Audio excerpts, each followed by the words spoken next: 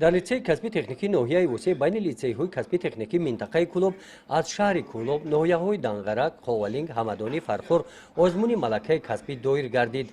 در این آزمون غالبان دور اول که در مؤسسه ها گذرانیده شدند اشتراک ورزیدند. مقصد اساسی تشکیل و گذراندن آزمون ملکه های کسبی از روی کسبی کفشگری برقی و از روی کسبی دوزنده برای مؤسسه تحصیلی کسبی بار اول است و پیش از همه مقصد اساسی آنها تبلیغ، تشویق و شوق و هوس کنندگان طبق نقشه برنامه‌های تعلیمی آموخته شونده برگزار می‌گردد. آزمون ملکه کسبی از جمع‌آمد رسمی آغاز گردیده سپس اشتراکچیان از روی اختصاص‌های کفشگری، گزی و برقی و دوزنده هنر، مهارت و نوگانی‌ها در این سمت ایجاد کردهشان را پیشنهاد اعضایان حکمان گردانیدند.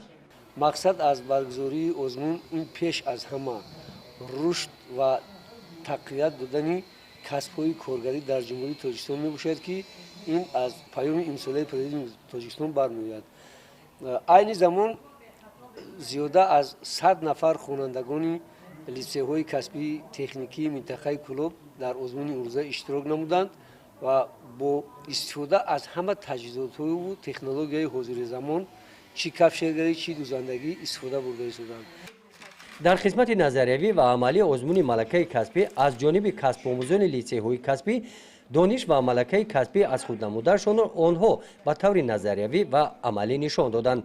اعضایان حکمان هر یک برآمد اشتراکچیان را شنیده به آنها بها گذاشتند. من تقریبا اشتباه طول یک سال می شود که در لیسه کسبی ناحیه خوالینگ تحصیل می کنم و در آزمون ملکه کسبی اشتراک کردم. خود را خوشحال می حسابم و کوشش می کنم که به خطاگی هایی که امروز کردم دیگر راه داده نشود.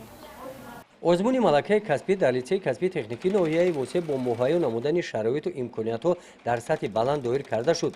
قید گردید در قسمت جنبسته آزمون غالبان دور منطقوی در دور سیوم دور ولایتی که در مرکز ولایت برگزار می‌گردد اشتراک خواهند کرد.